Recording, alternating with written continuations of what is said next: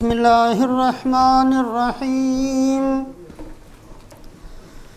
الحمد للہ نحمده ونستعینه ونستغفره ونؤمن به ونتوکل علیہ ونعوذ باللہ من شرور انفسنا ومن سیئات اعمالنا من يهده الله فلا مضل له ومن يضلله فلن تجد له وليا مرشدا أما بعد فقال الله تبارك وتعالى أعوذ بالله من الشيطان الرجيم بسم الله الرحمن الرحيم للرجال نصيب مما ترك الوالدان والأقربون وللنساء نصيب مما ترك الوالدان والأقربون مما قل منه أو كثر نصيبا مفروضا وإذا حضر القسمة أولو القربى واليتامى والمساكين فارزقوهم منه وقولوا لهم قولا معروفا وعن انس رضی اللہ تعالی عنہ قال قال رسول اللہ صلی اللہ علیہ وسلم من قطع میراث وارثه قطع اللہ میراثه من الجنة یوم القیامة او کما قال رسول اللہ صلی اللہ علیہ وسلم۔ ایک معمولی اور ایک ادنا مسلمان ہونے کی حیثیت سے ہم سب اس بات کو جانتے ہیں کہ جو بھی اس دنیا میں آیا ہے اس نے جانا ہے۔ موت ایک ایسی سچائی کا نام ہے جس کا آج تک کوئی بھی انکار نہیں کر سکا۔ ایک ایسا مقدمہ ہے جس کو ثابت کرنے کے لیے کبھی بھی دلیل دینے کی ضرورت پیش نہیں آئی۔ موت ایک ایسا فیصلہ ہے جس کو کوئی بھی بڑے سے بڑا بادشاہ بھی رد نہیں کر سکا۔ اور اگر ہم تھوڑا سا غور کریں تو دنیاوی زندگی کے مقابلے میں موت کا زمانہ بھی زیادہ ہے، موت کی مقدار بھی زیادہ ہے۔ بہت سے بچے مردہ پیدا ہوتے ہیں، انہوں نے زندگی نہیں دیکھی۔ نمبر آف ڈیتھ دنیا کے اندر موت زیادہ ہے، زندگی کم ہے، اور موت کا وقت بھی زیادہ ہے، زندگی کا وقت بھی بہت کم ہے۔ قالوا ربنا امتنا اثنتین واحییتنا اثنتین، اس کی تفسیر کے اندر مفسرین فرماتے ہیں عالم ارواح سے پیدا ہونے تک کا زمانہ بھی موت کا زمانہ، اور مرنے کے بعد قیامت تک کا زمانہ یہ بھی موت کا زمانہ۔ اگر اس لمبے زمانے کو دیکھا جائے تو ہماری زندگی خواہ 500 سال بھی ہو وہ چند لمحات سے زیادہ نہیں بنتی۔ اسی وجہ سے اللہ رب العزت نے قرآن پاک کے اندر کئی جگہ پر موت کو پہلے ذکر کیا، زندگی کو بعد میں ذکر کیا۔ تبارک الذی بیدہ الملک وہو علی کل شیء قدیر الذی خلق الموت والحیات۔ اللہ نے تمہارے لیے موت بنائی اور زندگی بنائی، موت کو پہلے ذکر کیا، یہ سمجھانے کے لیے کہ موت بہت بڑی حقیقت ہے اور اس کا زمانہ بھی بہت لمبا ہے، زندگی بہت چھوٹی ہے اور بہت تھوڑی سی ہے۔ دوسری آیت شریفہ کے اندر اللہ فرماتے ہیں کیف تکفرون باللہ وکنتم امواتا فاحیاکم، تم اللہ کا کفر کرتے ہو، تم سوچو تو صحیح، تم مردے تھے، اللہ نے تمہیں زندگی دی۔ اللہ پاک نے موت کو پہلے ذکر کیا۔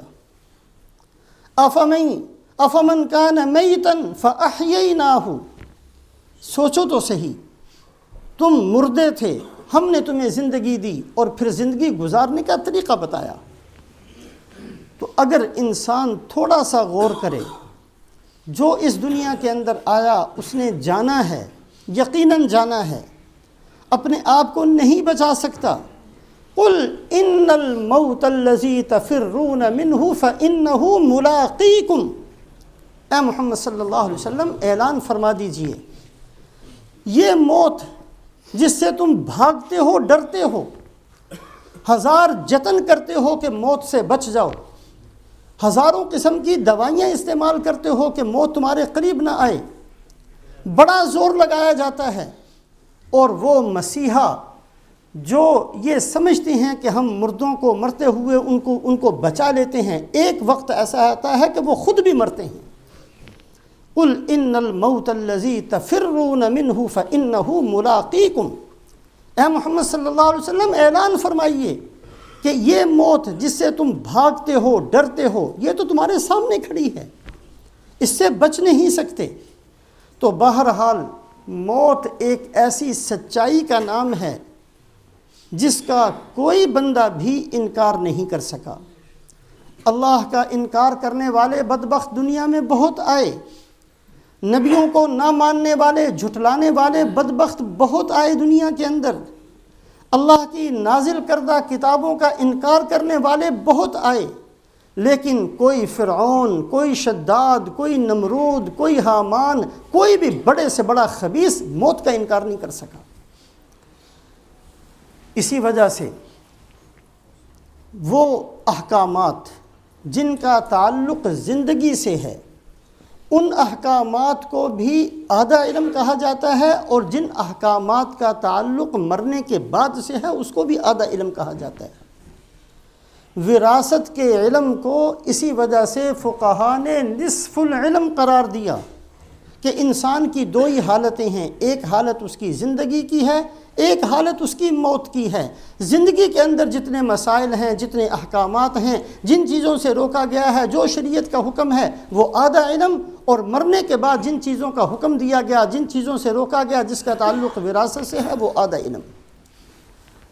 آج بدقسمتی سے ہم مسلمان اپنے آپ کو مسلمان کہتے ہوئے بھی چونکہ علم وراثت سے ناواقفیت ہے، سیکھنا ہی نہیں چاہتے، پتہ نہیں ہے، اور بعض دفعہ غلط قسم کی وراثت کے اندر وصیت کر دینے کی وجہ سے رسول پاک علیہ الصلاۃ والسلام نے جو ایک حدیث پاک کے اندر ارشاد فرمایا کہ تم میں سے ایک آدمی یا تم میں سے ایک عورت اللہ کی فرما برداری میں 60 سال تک مشغول رہتا ہے۔ 60 سال تھوڑا سا وقت نہیں ہوتا۔ 60 سال تم میں سے کسی مرد نے یا کسی عورت نے اللہ کی فرما برداری کی، پھر اس نے غلط قسم کی وصیت کر دی جس کی وجہ سے اس نے اپنے اوپر جہنم کو واجب کر لیا۔ 60 سال کی عبادت ضائع ہو جاتی ہے بعض دفعہ۔ وراثت کے بارے میں ایک موٹا سا اصول اپنے سامنے رکھا جائے۔ آج جن ملکوں کے اندر ہم رہتے ہیں، ان کا نظریہ یہ ہے کہ مال ہمارا اپنا ہے، لہٰذا ہمیں حق ہونا چاہیے، جس کو چاہیں ہم دیں۔ یہ نظریہ ہے پورے یورپ کا، یہ نظریہ ہے انسانی ذہن کا، یہ فتویٰ ہے انسانوں کی اپنی سوچ کا کہ میں نے چونکہ محنت کی ہے، میں نے مال کمایا ہے، میں نے رات جاگ کر مال کو اکٹھا کیا، میں نے دن میں محنت کر کے مال کو اکٹھا کیا، اب مجھے حق ملنا چاہیے کہ میں مرتے ہوئے اس مال کو جیسے میرا دل چاہے اس کو خرچ کر کے جاؤں۔ اس لیے یہاں کے اخبارات کے اندر یہ چیزیں بہت کثرت سے آپ کو ملیں گی کہ ایک مرنے والے نے اپنے مال سارے کے سارے کی وصیت اپنے کتے کے لیے کر دی، کسی نے شراب کھانے کے لیے کر دی، کسی نے اپنی بلی کے لیے کر دی، کسی نے کسی کے لیے، اس لیے کہ اس کے پیچھے یہ نظریہ ہے کہ یہ مال ہمارا اپنا ہے، ہم اس مال کے مالک ہیں، لہٰذا مال کے مالک ہم ہیں، جیسے چاہیں اس کو خرچ کریں۔ یہ وہ نظریہ ہے جو قارون کا تھا۔ قارون کو حضرت موسیٰ علیہ السلام نے جب یہ فرمایا کہ اللہ کا حکم ہے اس مال کے اندر زکوٰۃ ادا کرو، تو کہا قال انما اوتیتہ علی علم عندی، اللہ بیچ میں کہاں سے آ گئے؟ یہ مال تو میں نے کمایا ہے، میں نے اپنی سمجھ سے اس کو اکٹھا کیا ہے، میرے پاس ایک علم تھا، میرے پاس ایک عقل تھی، میرے پاس ایک سوچ تھی، میرا ایک نظریہ تھا جس کی بنیاد پر میں نے اتنے مال اکٹھے کر کے خزانے بھر لیے ہیں۔ اب اللہ میاں بیچ میں آ کر کیوں حکم دیتے ہیں؟ یہ مال میرا ہے، میں جیسے چاہوں گا اس کو خرچ کروں گا۔ تو یہ نظریہ ہے عام طور پر انسانی سوچ کا۔ مسلمان کی سوچ کیا بتائی گئی؟ مسلمان کی سوچ یہ ہے، ہمیں جو چیز سکھائی گئی ہے وہ یہ ہے کہ جو کچھ بھی اللہ نے ہمیں دنیا کے اندر دیا ہے یہ صرف استعمال کرنے کے لیے دیا۔ اس کے حقیقی مالک صرف اللہ ہیں۔ یہ کپڑے جو میں نے پہنے ہوئے ہیں بظاہر میرے اپنے ہیں اور یہ اللہ نے مجھے استعمال کرنے کے لیے دیے ہیں، لیکن ان کپڑوں کا حقیقی مالک اللہ پاک ہے۔ جو مکان میرے پاس ہے میرے نام لکھا ہوا ہے، لیکن اس مکان کا حقیقی مالک اللہ ہے۔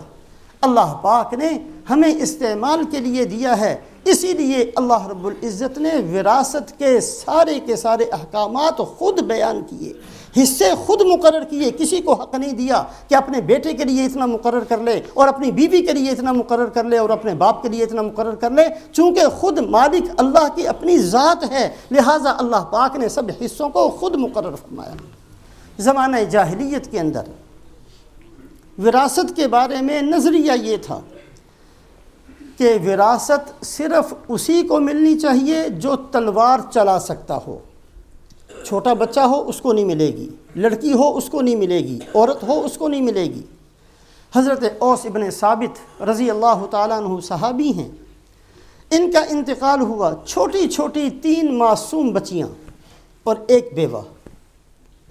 لہٰذا زمانہ جاہلیت کا جو قانون تھا، ان کے چچا زاد بھائی آئے، سارا مال سمیٹا، گٹھری باندھی، گھر لے گئے، بیوہ بیچاری روتی رہ گئی، 3 بچیاں معصوم خالی ہاتھ رہ گئیں۔ زمانہ جاہلیت کا اصول تھا، ان کو کچھ نہیں ملنا تھا۔ اب حضرت اوس ابن ثابت رضی اللہ تعالیٰ عنہ کی بیوی روتی ہوئی رسول پاک علیہ السلام کی خدمت میں حاضر ہوئی، یا رسول اللہ، ایک تو میں بیوہ ہو گئی، میرا کمانے والا چلا گیا، میرا سہارا ختم ہو گیا، دوسری یہ بیٹیوں کا بوجھ ہے، میں ان کو کیسے پالوں گی؟ جو تھوڑا بہت مال چھوڑا تھا یہ چچا زاد بھائی آئے، وہ سارے کا سارا لے گئے، مجھے تو کچھ بھی نہیں ملا، میں کیا کروں ان بچیوں کا؟ آپ صلی اللہ علیہ وسلم کی آنکھوں میں بھی آنسو آ گئے، لیکن ابھی تک وراثت کا حکم آسمان سے نہیں آیا۔ چند دن بعد حضرت سعد بن ربیع رضی اللہ تعالیٰ عنہ، یہ وہ جلیل القدر صحابی ہیں جو غزوہ احد میں شہید ہوئے ہیں، اور ایسا اونچا مقام ہے کہ ایک دفعہ ان کی بیٹی حضرت صدیق اکبر رضی اللہ تعالیٰ عنہ کی خدمت میں آئیں تو صدیق اکبر رضی اللہ تعالیٰ عنہ نے چادر بچھائی اپنی ان کے لیے، اور جب حضرت عمر رضی اللہ تعالیٰ عنہ نے پوچھا کہ یہ لڑکی کون ہے امیر المومنین جس کے لیے آپ کھڑے ہوئے اور جس کے لیے آپ نے چادر بچھائی، تو فرمایا کہ اے عمر، یہ اس آدمی کی بیٹی ہے جو جنت میں پہنچ چکا، تیرا اور میرا کیا پتہ کہ ہمارا کیا حال ہونا ہے۔ حضرت سعد بن ربیع رضی اللہ تعالیٰ عنہ شہید ہوئے، ایک بیوہ اور 2 بیٹیاں، یہ ان کے وارث۔ ان کا بھی یہی ہوا کہ جو چچا زاد بھائی آئے سارا مال سمیٹا لے گئے۔ ان کی بیوہ بھی رسول پاک علیہ السلام کی خدمت میں روتی ہوئی آئیں، یا رسول اللہ صلی اللہ علیہ وسلم، خامند شہید ہو گئے، 2 چھوٹی بچیاں ہیں، ان کا بوجھ میرے اوپر آ گیا، میرا سہارا پہلے سے چلا گیا، میں کیا کروں؟ اللہ رب العزت نے پورا ایک رکوع نازل فرمایا جس کے اندر اللہ پاک نے ورثاء کے حصے خود مقرر فرمائے کہ اتنا اتنا اس کو ملے گا، اور آپ صلی اللہ علیہ وسلم نے پھر دونوں کے چچا زاد بھائیوں کو بلایا کہ سارا مال واپس لاؤ اور ان کو لا کر واپس کرو۔ موٹے سا یہ بہت لمبا باب ہے، آج کی مجلس کے اندر چند مختصر باتیں، بہت ضروری باتیں سامنے رکھی جائیں۔ اگر کسی بندے کا انتقال ہو جائے، سب سے پہلے اس کے مال میں سے اس کی تجہیز و تکفین کی جائے گی۔ آج کل جو عادت بن گئی ہے تجہیز و تکفین کے اندر خرافات اور فضولیات کی، مثال کے طور پر ایک فضول چیز، وہ قبر کے سرہانے جو ایک بڑا سارا پتھر لگاتے ہیں 700-800 ہزار پاؤنڈ کا، عام طور پر مرنے والے کے مال میں سے اس کو لگایا جاتا ہے۔ جس بندے نے بھی مرنے والے کا مال خرچ کر کے یہ پتھر لگایا، قیامت والے دن وہ مجرم ہوگا۔ اگر کسی کو شوق ہے اپنی جیب سے لگائے۔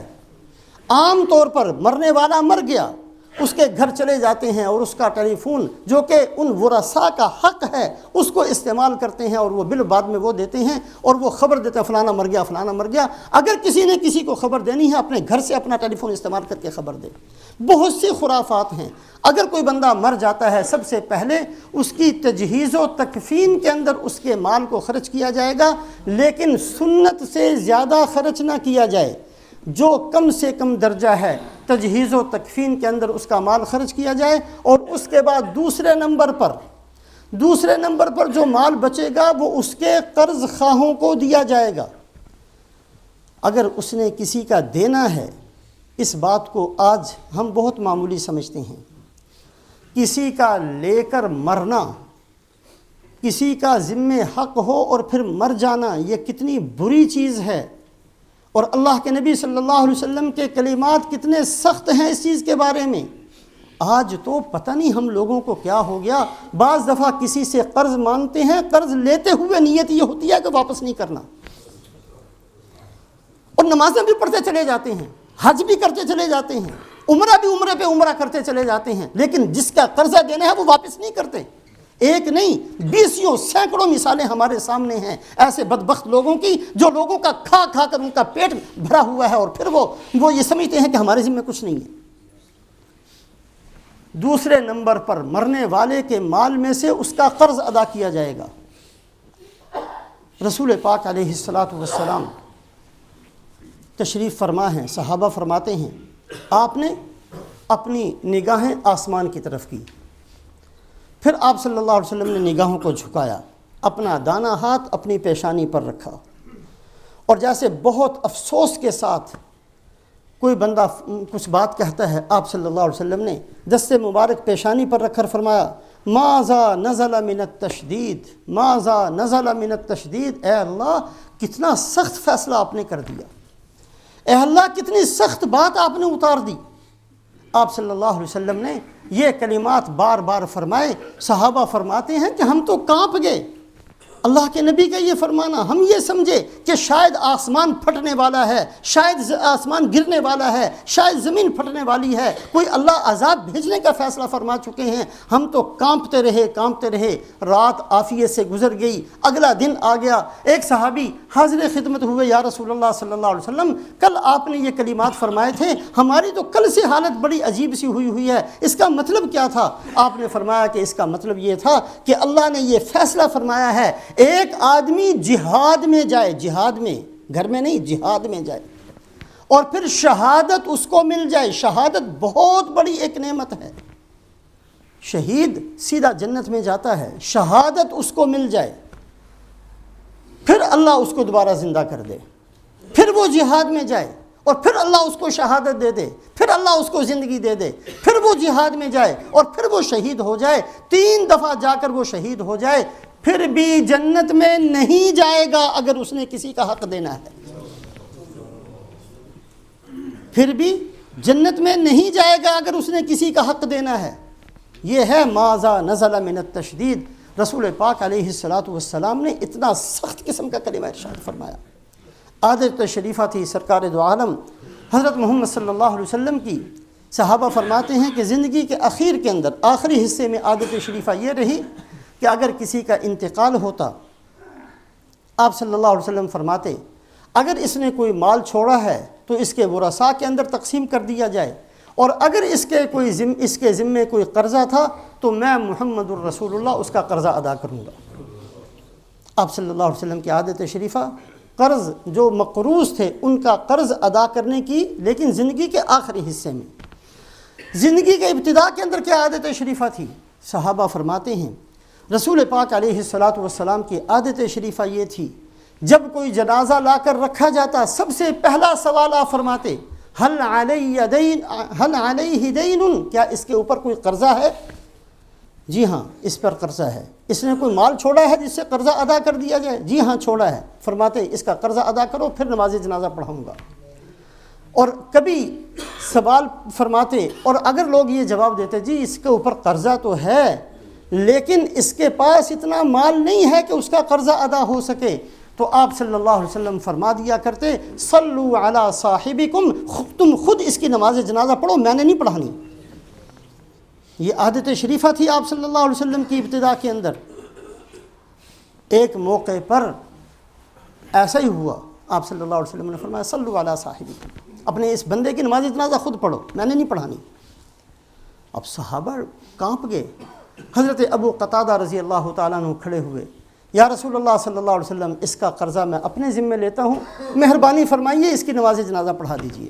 آپ صلی اللہ علیہ وسلم نے فرمایا کہ ٹھیک ہے، اس کا قرضہ تم ادا کر دو، میں نماز جنازہ پڑھا دوں گا، پڑھا دی۔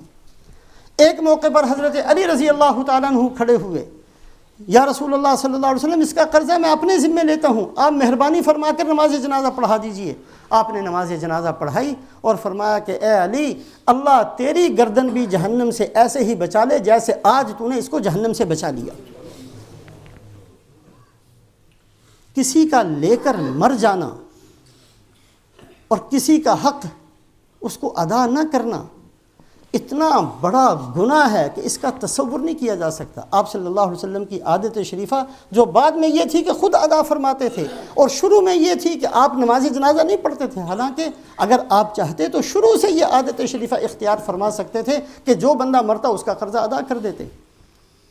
اس لیے کہ صحابہ فرماتے ہیں کان اجود بالخیر من الریح المرسلہ، رسول پاک علیہ السلام کی سخاوت شدید آندھی سے بھی زیادہ تھی۔ آندھی جو چلتی ہے ہر ایک تک پہنچ جاتی ہے، آپ صلی اللہ علیہ وسلم کی سخاوت اس ہوا سے جو بہت تیز چلتی ہے اس ہوا سے بھی زیادہ تیز ہوتی تھی اور زیادہ ہوتی تھی۔ اگر آپ صلی اللہ علیہ وسلم چاہتے تو یہ عادت شریفہ شروع دن سے اختیار فرماتے کہ ہر مقروض کا قرض ادا کر دیتے، لیکن یہ سمجھانے کے لیے کہ یہ کتنا بڑا گناہ ہے۔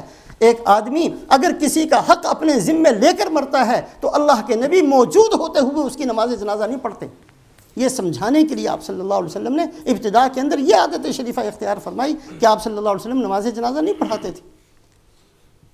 ایک صحابی حاضر خدمت ہوئے، یا رسول اللہ صلی اللہ علیہ وسلم، ایک آدمی جہاد میں جاتا ہے، سارے زخم اس کے سینے پر آتے ہیں، پیٹھ پھیر کر نہیں بھاگتا، اس کی نیت صرف یہ ہے کہ اللہ کا دین بلند ہو جائے، کوئی اور نیت نہیں ہے، اخلاص کے ساتھ جاتا ہے اور اخلاص کے ساتھ اللہ کے راستے میں جہاد میں شریک ہوتا ہے، کیا وہ جنت میں چلا جائے گا؟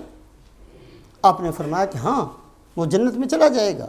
وہ صحابی اٹھے، ابھی تھوڑی دور گئے تھے، آپ نے فرمایا واپس بلاؤ۔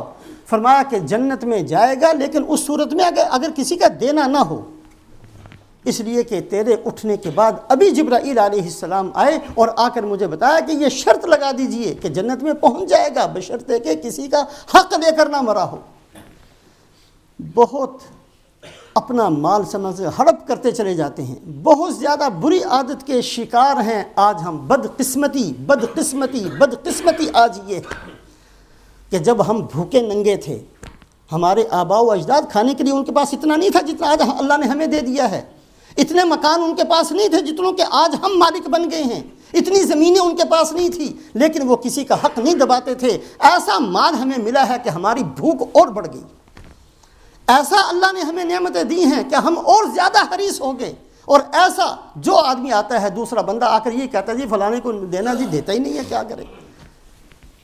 رشتہ داروں کا مال کھائی چلے جاتے ہیں، دوسروں کا کھاتے چلے جاتے ہیں، دو آدمی حصے دار بنتے ہیں، ایک آدمی دوسرے کا مال ہڑپ کرتا، پتہ نہیں کہاں ہم نے مرنا ہے کہ نہیں مرنا، کس سوچ کے ساتھ ہم چلتے ہیں۔ بہرحال شریعت مطہرہ کا حکم، ایک بندہ مر جائے سب سے پہلے اس کی تجہیز و تکفین سنت کے مطابق کی جائے، اور دوسرے نمبر کے اندر اس کا قرض ادا کیا جائے، اور تیسرے نمبر کے اندر اس کی وصیت کو پورا کیا جائے۔ وصیت کے بارے میں چند موٹی موٹی اور بہت ہی ضروری قسم کی باتیں سامنے رکھیں۔ آپ صلی اللہ علیہ وسلم نے فرمایا لا وصیت لوارث، ایک آدمی کو کوئی حق نہیں ہے کہ اپنے کسی وارث کے لیے وصیت کرے۔ بیٹے کا حق مقرر ہے، بیٹا وارث ہے، بیٹی وارث ہے، بیوی وارث ہے، خامند وارث ہے، ماں باپ وارث ہیں، جن کے حق مقرر ہیں ان میں سے کسی کے لیے وصیت نہیں کی جا سکتی۔ بعض دفعہ کئی بوڑھوں کی عادت ہوتی ہے، فلانے بیٹے نے بڑی خدمت کی ہے، یہ میرا فلانا مکان جو ہے نا فلانے کو اس کو بیٹے کو دے دینا۔ ہرگز اس کی اجازت نہیں ہے۔ اس بات کو بہت اچھے طریقے سے سیکھیں، یہ شریعت کے احکامات ہیں۔ جیسے نماز روزہ اللہ کا حکم ہے، اسی طریقے سے وراثت کے مسائل بھی اللہ کا حکم ہے۔ ایک ہوتا ہے ہدیہ۔ ہدیہ یہ ہے کہ اپنی زندگی کے اندر کسی کو بھی کوئی چیز دے دی جائے، اس کا آپ کو مکمل حق ہے۔ آپ بیٹے کو دیں، آپ بیٹی کو دیں، آپ بیوی کو دیں، آپ جس کو چاہیں دیں، جب تک آپ زندہ ہیں، حیات ہیں، آپ کو حق ہے کہ آپ اپنا مال کم دیں زیادہ دیں، برابر کریں تو زیادہ بہتر ہے۔ لیکن بعض صورتوں کے اندر کسی بچے کو زیادہ ضرورت ہوتی ہے، ایک باپ اپنے کسی بیٹے کو زیادہ دے دے، دوسرے کو تھوڑا دے دے، لیکن ان کو مالک بنا دے، اس کی پوری اجازت ہے۔ کوئی ماں اپنا زیور اپنی بیٹی کو دے دے، اپنی بہو کو دے دے، لیکن زندگی کے اندر اس کی مکمل اجازت ہے۔ لیکن یہ کہنا کہ ابھی تو یہ چوڑیاں میرے پاس ہیں، لیکن جب میں مر جاؤں گی نا میری فلانی بہو کو دینا، اس لیے کہ اس نے میری بڑی خدمت کی ہے، اس کی کوئی اجازت نہیں ہے۔ یہ ہدیہ نہیں ہوا، یہ وراثت کے اندر چلا گیا ہے۔ زندگی کے اندر، اپنی زندگی کے اندر ایک آدمی کو اللہ پاک نے مکمل طریقے سے اس کا حق دیا ہے، اس کے لیے جائز ہے کہ وہ کسی کو بھی دے، وارث کو دے، غیر وارث کو دے، اس کو ہدیہ کہتے ہیں۔ زندگی کے اندر اپنی کسی بھی ملکیت کا کسی کو مالک بنا دے، اس کی مکمل اجازت۔ دوسری چیز ہوتی ہے وراثت۔ وراثت یہ ہے کہ ایک آدمی نے کسی کے لیے کچھ نہیں کہا اور مر گیا، اب وہ جو کچھ بھی چھوڑ کر گیا ہے وہ اس کی وراثت ہے، اور اس وراثت کو شریعت مطہرہ کے مقرر کردہ اصولوں کے مطابق اس کو تقسیم کیا جائے گا۔ اس میں کسی کو حق نہیں ہے کمی زیادتی کرنے کا، کسی کو حق نہیں ہے مشورہ دینے کا۔ اس کے اندر جو اللہ پاک نے ورثاء کے جتنے جو اس وقت ورثاء ہوں گے ان کے حصے ہیں، اس کے حساب سے اس کو تقسیم کیا جائے گا۔ اور تیسری صورت ہے، تیسری چیز ہے وصیت۔ وصیت صرف مال کے تیسرے حصے میں کر سکتے ہیں۔ مثال کے طور پر اگر میرے پاس 3000 ہیں، میں مرنے سے پہلے یہ کہہ سکتا ہوں کہ میرے مرنے کے بعد 1000 فلاں کو دے دینا، لیکن جس کو دینا ہے وہ وارث نہ ہو، غیر وارث ہو، کوئی ورثاء کے علاوہ کوئی بندہ ہو، مسجد ہو، مدرسہ ہو، کسی چیز کے لیے بھی، لیکن پورا مال کسی مسجد کسی مدرسے کو نہیں دیا جا سکتا۔ صرف مال کا تہائی حصہ 1/3 اس کے بارے میں وصیت کی جا سکتی ہے۔ تو وصیت کا ایک اصول یہ ہے کہ وصیت وارث کے لیے نہ ہو، دوسرا اصول یہ ہے کہ صرف 1/3 کے اندر ہو، اس سے زیادہ کی وصیت نہ ہو، اور تیسرا اصول یہ ہے کہ وصیت کسی ناجائز کام کی نہ ہو۔ اگر کسی بندے نے کسی حرام کام کی، کسی ناجائز چیز کی وصیت کی، تو شریعت مطہرہ کے مطابق اس کو پورا کرنا کوئی ضروری نہیں ہے۔ ایک آدمی وصیت کرتا ہے کہ میرا سارا مال مسجد کو دے دیں، اس کی وصیت پوری نہیں کی جائے گی، اس مال کا تہائی حصہ ہی مسجد کو دیا جائے گا، باقی 2 حصے ورثاء ہی کو ملیں گے۔ لیکن یہ بندہ اپنی غلط وصیت کی وجہ سے گناہ کبیرہ کا مرتکب ہو کر مرا، وصیت پھر بھی پوری نہیں ہوگی۔ اس لیے جو اللہ کے نیک بندے باقاعدہ ایک پورا باب لکھتے ہیں، گناہ بے لذت۔ بہت سارے گناہ ایسے ہیں کہ آدمی کرتا ہے اور ملتا بھی کچھ نہیں، گناہ گلے پڑ گیا، ملا کچھ نہیں۔ چور نے چوری کی، گناہ گار تو ہوا لیکن گھر تو بھر لیا، جیب تو بھر لی۔ اور بعض ایسے ہوتے ہیں کہ گناہ گار بھی ہو گئے، ملا بھی کچھ نہیں، رہے بھی خالی کے خالی ہاتھ۔ حسد کر لیا کسی کے بارے میں، کسی کی نعمت دیکھ کر دل میں جلن پیدا ہوئی، کڑن پیدا ہوئی، اس کو یہ نہیں ملنی چاہیے تھی، اس کا نام حسد ہے۔ ملا مجھے تو کچھ نہیں ملا، جس کے بعد جو نعمت ہے وہ اس کے پاس رہی، لیکن اس حسد کی وجہ سے میں گناہ گار بن گیا۔ یہ ہے گناہ بے لذت۔ گناہ ہے اور اس کے اندر ملتا بھی کچھ نہیں، گناہ گار خود بخود ہو گیا، اپنی آخرت برباد ہو گئی، اللہ ناراض ہوئے، اللہ کے رسول ناراض ہوئے، اور ملا بھی کچھ نہیں۔ ایک لمبا باب ہے گناہ بے لذت۔ ایسے گناہوں سے، ویسے تو سارے گناہوں سے بچنا چاہیے، لیکن تھوڑا سا بھی بندے کے اندر عقل ہو تو کم سے کم ایسے گناہ کہ گناہ بھی گلے پڑ جائیں اور ملے بھی کچھ نہ، اس سے تو بندہ بچ جائے۔ ایک آدمی وصیت کر جائے اور وہ وصیت حرام چیز کی ہو، حرام چیز کی وصیت ہو، اس کی وصیت ہرگز ہرگز ہرگز پوری نہیں کی جائے گی، لیکن اس وصیت کی وجہ سے یہ بندہ اپنے اوپر جہنم کو واجب کر لیتا ہے۔ کوئی بھی وصیت ہو۔ ہمارے ملتان کے اندر ایک بہت بڑے ڈاکٹر نور محمد تھے، بہت بڑے ڈاکٹر تھے، یہ نشتر میڈیکل کالج کے اندر پروفیسر بھی تھے۔ ان کو شوق تھا اور ان کی ایک عادت تھی کہ مرتے وقت جو حالات مردوں کی ہوتی ہے اس کو وہ بہت غور سے دیکھتے تھے۔ انہوں نے پھر ایک کتاب بھی لکھی، اس کے اندر انہوں نے لکھا کہ میں نے 100 آدمیوں کا مشاہدہ کیا، بالکل آخری سانس میں نے ان کے دیکھے، بالکل جب جان نکلتی ہے تو وہ کیا کرتے ہیں، 100 آدمی روزانہ میں دیکھتا تھا اور پھر ان کو نوٹ کرتا تھا، فلاں آدمی اس حالت کے اندر دنیا سے گیا۔ ان 100 میں سے صرف مجھے 3 ملے جو مرتے ہوئے لا الہ الا اللہ محمد الرسول اللہ پڑھا اور مر گئے، صرف 3۔ 97 ایسے تھے جن میں سے کسی نے اتنی غلط قسم کی وصیت کی کہ میں خود کانوں کو پکڑ کر بیٹھ گیا۔ مرتے ہوئے جو ورثہ بیٹا بوٹا ساتھ سامنے کھڑے ہیں، او فلانے انہوں بالکل وہ نال گل نہیں کرنی، اور مر گیا۔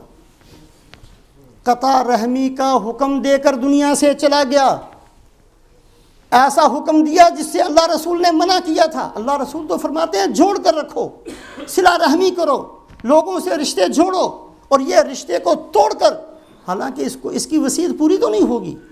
وہ ورثہ جنہوں نے باپ کے یہ کلمات سنے اور اس کے بعد پھر اگر انہوں نے رشتہ توڑ لیا تو وہ دوہرے مجرم بنیں گے۔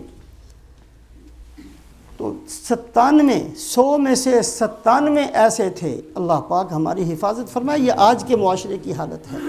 97 ایسے، کسی نے غلط وصیت کی، زمین جو ہے وہ فلانے بیٹے کو بالکل نہیں دینا، اس نے میرا جو ہے نا بالکل میری خدمت نہیں کی، فلانے کو ساری دے دینا، یہ غلط وصیت کی اور مر گئے۔ کوئی گانا گاتے ہوئے مرا، کوئی جو ہے گالیاں نکالتے ہوئے مرا، کوئی برے کلمات زبان سے نکالتے ہوئے مرا۔ صرف 100 میں سے ڈاکٹر نور محمد کی کتاب انہوں نے لکھا کہ صرف 100 میں سے 3 بندے تھے جنہوں نے اشہد اللہ الہ الا اللہ و اشہد ان محمد رسول پڑھا اور کلمہ پڑھ کر اس دنیا سے گئے۔ 100 میں سے 97 کا میں نے مشاہدہ کیا کہ بغیر کلمے کے گئے۔ کیوں؟ اس لیے کہ ہم نے زندگی میں سیکھا ہی نہیں ہے۔ اللہ کے نبی صلی اللہ علیہ وسلم فرماتے ہیں تموتون کما تحیون، اچھی موت چاہتے ہو تو اچھی زندگی اختیار کرو، تمہاری موت ویسے ہی آئے گی جیسے تم زندگی کے اندر جو کام کرو گے۔ اللہ والوں نے پرانے زمانے کے اندر ایک قصہ لکھا ہے، ایک عورت، نوجوان عورت سفر کر رہی تھی، دوپہر کا وقت تھا، اس کو کہیں ضرورت تھی کسی چیز کی، وہ راستے میں ایک نوجوان ملا، اس کو راستہ پوچھا، اس نے کہا کہ اکیلی ہے، بہلا پھسلا کر اس کو اپنے قبضے میں کرتا ہوں، برائی کی نیت کی۔ تو اس نے اس کو ایسا راستہ بتایا، وہ عورت وہاں پہنچ گئی، پیچھے سے یہ بھی پہنچ گیا، دروازہ بند کر لیا۔ اب اس نے کہا کہ میری نیت تو یہ ہے۔ وہ عورت نیک عورت تھی، اس نے کہا خدا سے ڈر۔ جب اس نے دیکھا کہ یہ باز آنے والا نہیں ہے، اس نے کہا دیکھ میں گرمی میں آئی ہوں اور میری بری حالت ہے، بدبو پسینے کی، میرے کپڑے گندے ہیں، بدبو آ رہی ہے، اگر چلو یہ کام کرنا ہی ہے تو جاؤ بازار سے کوئی خوشبو لے کر آؤ، کوئی اچھی سی صابن لے کر آؤ، نہا دھو کر میں تیار ہو جاؤں، پھر اس کے بعد جو تمہارا دل چاہے وہ کر لینا۔ یہ بڑی خوشی گیا، اس نے موقع غنیمت جانا، وہ چلی گئی، بھاگ گئی وہاں سے۔ اب جب اس نے دیکھا کہ وہ لڑکی بھاگ گئی تو اس نے اسی غم کے اندر یا رب قائلتاً وقت الظہیرۃ قد تعبت این الطریق الی الحمام من جابی، ہائے اللہ وہ کہاں چلی گئی جس نے مجھ سے دوپہر میں راستہ پوچھا، میں نے اس کو ایسے، وہ اسی غم کے اندر وہ یہ شعر پڑھتا رہا، یہاں تک کہ زندگی اس کی اسی پاگل پن میں بدبخت کی گزر گئی، یہاں تک کہ موت کا وقت آ گیا، سارے رشتہ دار کھڑے ہو کر کلمہ تلقین کرتے ہیں اور یہ بدبخت کہتا ہے یا رب قائلتاً وقت الظہیرۃ قد تعبت، اسی نحوست والے کلمات کے ساتھ اس کی جان نکلی۔ کیوں؟ جو زندگی ہے وہی موت آئے گی۔ تموتون کما تحیون، اللہ کے نبی فرماتے ہیں موت اچھی چاہتے ہو تو اچھی زندگی گزارو، اچھی زندگی گزارو گے تو اچھی موت نصیب ہوگی۔ جس بندے کو اچھا مرنا آتا ہے اس کو اچھا جینا بھی آتا ہے، اللہ اس کو اچھا جینا بھی دیتے ہیں۔ صحابہ اکرام رضوان اللہ علیہم اجمعین نے ساری محنت کی اپنی اچھی موت کے لیے۔ آج پوری دنیا کے اندر کوشش یہ ہے ہماری زندگی اچھی ہو جائے، ہمارا سونا اچھا ہو جائے، ہمارا کھانا اچھا ہو جائے، ہمارا لباس اچھا ہو جائے، میرا مکان اچھا ہو جائے، ساری محنت اور کوشش اپنی زندگی کے لیے، اور مسلمان کی ساری محنت اور کوشش یہ کہ میری موت اچھی ہو۔ یہ فرق ہے مسلمان اور غیر مسلم میں، یہ فرق ہے میرے اندر اور اس بندے کے اندر جو اللہ اور اللہ کے رسول کو نہیں مانتا، یہ فرق ہے اللہ اور اللہ کے رسول کو ماننے والے اور نہ ماننے والے کے اندر، کہ جو اللہ اور رسول کی ماننے والا ہے اس کے سامنے صرف یہ ہوتا ہے کہ میری موت اچھی ہو جائے، موت کا زمانہ بہت زیادہ ہے، عالم ارواح سے لے کر دنیا میں آنے تک یہ ہماری موت کا زمانہ تھا۔ کتنے بندے قبروں میں پڑے ہوئے ہیں اور آج تک پڑے ہوئے ہیں، قیامت تک پڑے رہیں گے، یہ سارا موت کا زمانہ ہے۔ اس لیے اس بات کو بار بار سوچیں کہ موت کی تعداد بھی دنیا میں زیادہ ہے۔ بہت سے لوگ پیدا ہوتے ہیں، مردہ پیدا ہوتے ہیں، زندگی ان کو نہیں ملتی، لیکن موت ان کو ملتی ہے، اور جس کو زندگی ملی ہے اس کو موت یقیناً ملنی ہے۔ تو دنیا کے اندر اگر نمبر کو دیکھا جائے تو موت کا نمبر زیادہ ہے، زندگی کا نمبر کم ہے، اور اگر دنیا کے اندر زمانے کو دیکھا جائے تو زندگی کا زمانہ کم ہے، موت کا زمانہ زیادہ ہے۔ پھر کیا مصیبت پڑی ہے کہ ہم موت کو بالکل بھول جائیں۔ آج جو ہم جس ڈھنگ سے چل رہے ہیں یہ ڈھنگ مسلمانوں کے نہیں ہیں۔ مسلمان اس طریقے سے نہیں جیا کرتے تھے، مسلمان اس طریقے سے رات نہیں گزارا کرتے تھے، مسلمانوں کے دن اس طریقے سے نہیں گزرتا تھا۔ ہم پتہ نہیں کس حساب سے چلتے ہیں اور کس حساب سے ہم نے زندہ رہنے کا ایک پروگرام بنا رکھا ہے۔ ہمارے سامنے اللہ کے نیک بندے حضرات صحابہ اکرام رضوان اللہ علیہم اجمعین، ان کی بہترین زندگیاں ہمارے سامنے ہیں۔ ایک صحابی رضی اللہ تعالیٰ عنہ کے پاس ایک آدمی مہمان بنا، انہوں نے اس کی خدمت کی، مہمان کی خدمت کرنے کا حکم ہے۔ وہ بندہ صبح جانے لگا تو اس نے کہا کہ میرے پاس بہت ساری زمینیں ہیں، میں آپ کی خدمت سے بڑا خوش ہوا ہوں، اگر آپ مجھے اجازت دیں تو میں فلاں زمین آپ کے نام کر دوں۔ تو یہ صحابی نے کہا کہ ساری رات میں قرآن کی ایک آیت سوچتا رہا ہوں، اقترب للناس حسابهم وهم فی غفلۃ معرضون۔ اللہ فرماتے ہیں لوگوں کے سامنے حساب کا دن آیا ہوا ہے اور یہ غفلت کے اندر ہیں۔ حساب کا دن سامنے ہے، آج آنکھ بند ہوئی، آج حساب کتاب سامنے، فرشتے کھڑے ہیں پوچھنے کے لیے من ربک، فرشتے کھڑے ہیں پوچھنے کے لیے ما دینک، فرشتے کھڑے ہیں پوچھنے کے لیے حضرت محمد صلی اللہ علیہ وسلم کی زندگی، کہ یہ اللہ کے نبی حضرت محمد صلی اللہ علیہ وسلم جو تمہارے لیے ساری رات روتے رہے اور تمہارے لیے اللہ سے مانگتے رہے، تمہیں ان کی شکل اچھی نہیں لگی، تمہیں ان کا لباس اچھا نہیں لگا، تمہیں ان کی باتیں اچھی نہیں لگیں۔ آج شکل و صورت ہماری کن لوگوں کی تابع ہے؟ کبھی سوچا ہے؟ ہمارا لباس کن لوگوں کے تابع ہے؟ ہماری زندگیاں کن کے پیچھے چل رہی ہیں؟ ہمارا آئیڈیل کیا ہے؟ ہمارا مقتدا کون ہے؟ کن کے پیچھے ہم نے زندگیاں گزارنی شروع کی ہیں؟ صرف محبت کے دعووں سے تھوڑی بات بنتی ہے۔ اگر صرف محبت کے دعووں سے ہی بات بنتی تو سارے جنت میں چلے جاتے، ابو جہل بھی دعویٰ کر کے سیدھا جنت میں پہنچ جاتا۔ اور بھائی اللہ کے نبی حضرت محمد صلی اللہ علیہ وسلم نے عملی زندگی دی ہے، عملی زندگی، صرف زبان سے نہیں، عمل کر کے بتایا۔ صرف نماز کا حکم نہیں دیا، نماز پڑھ کے دکھائی۔ صرف صدقہ خیرات کا حکم نہیں دیا، صدقہ خیرات کر کے دکھایا۔ صرف حج عمرے کا حکم نہیں دیا، کر کے دکھایا۔ رسول پاک علیہ الصلوۃ والسلام ایک عملی نمونہ ہے۔ لقد کان لکم فی رسول اللہ اسوۃ حسنہ۔ اللہ فرماتے ہیں تمہارے لیے بہترین عملی نمونہ حضرت محمد صلی اللہ علیہ وسلم کی زندگی، اور اللہ پاک کے ہاں صرف رسول پاک علیہ الصلوۃ والسلام کی زندگی معتبر ہے، باقی سب مردود ہے۔ ایک کی بھی زندگی اللہ کے ہاں قبول نہیں۔ وَمَن يَبْتَغِ غَيْرَ الْإِسْلَامِ دِينًا فَلَن يُقْبَلَ مِنْ۔ اللہ کے نبی صلی اللہ علیہ وسلم کی زندگی کے علاوہ جو کچھ بھی ہمارے دربار میں لے کر آؤ گے ٹھوکر مار کر رد کر دیں گے، بالکل قبول نہیں کریں گے۔ اعلان کیا اللہ پاک نے، خلاف پیمبر کسے رہ گزید کہ ہرگز بمنزل نہ خواہد رسید۔ شیخ سعدی فرماتے ہیں اللہ کے نبی صلی اللہ علیہ وسلم کے راستے کو چھوڑ کر جدھر بھی جاؤ گے گڑھے میں گرو گے، سیدھے منزل تک نہیں پہنچ سکتے۔ منزل تک پہنچنے کا ایک ہی راستہ اور وہ حضرت محمد صلی اللہ علیہ وسلم کی عملی زندگی ہے، عملی نمونہ ہے ہمارے سامنے۔ تو جس بندے کی نیت یہ ہو اللہ اس کو اچھی موت نصیب فرما دیں۔ ہم مسلمان بن کر مریں، اس کے لیے ضروری ہے کہ مسلمان بن کر جینے کا ارادہ کریں۔ رمضان المبارک بہت ہی برکتوں والا، قبولیتوں والا مہینہ ہے۔ اس وقت کے اندر خاص طور سے افطاری کے وقت میں اللہ دعاؤں کو قبول فرماتے ہیں۔ یقین کریں کہ ہم بہت بڑے محتاج ہیں، ہم محتاج ہیں، ہمارا کوئی احسان نہیں ہے۔ اگر اللہ میرے لیے فیصلہ کر دے کہ اس کا میں نے خاتمہ ایمان پر کرنا ہے، خدا کی قسم میرا مسئلہ حل ہو گیا۔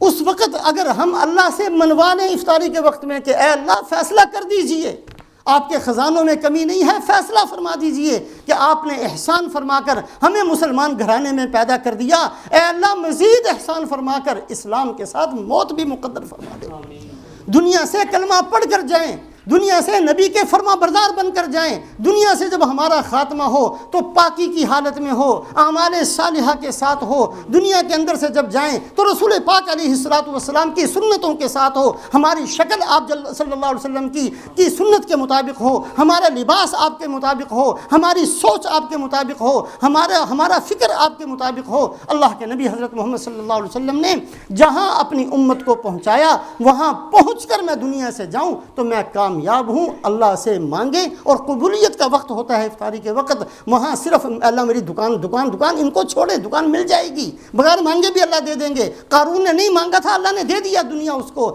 فرعون نے نہیں مانگی تھی, اللہ نے پھر بھی دے دی. حامان شداد نے, کسی نے دنیا نہیں مانگی تھی, اللہ نے بن مانگے دی ہے. اللہ بن مانگے دے دیتے ہیں. زیادہ دنیا کو ہوا بنا کر اور بھوت بنا کر اپنے اوپر سوار نہ کریں. جو ہماری غرض ہے, جو ہمارا مقصد ہے, جو ہماری بہت بڑی ایک ضرورت ہے کہ ہم دنیا سے اسلام کے ساتھ جائیں, اس کو اللہ سے مانگیں. اللہ مجھے بھی اور آپ کو بھی عمل کی توفیق.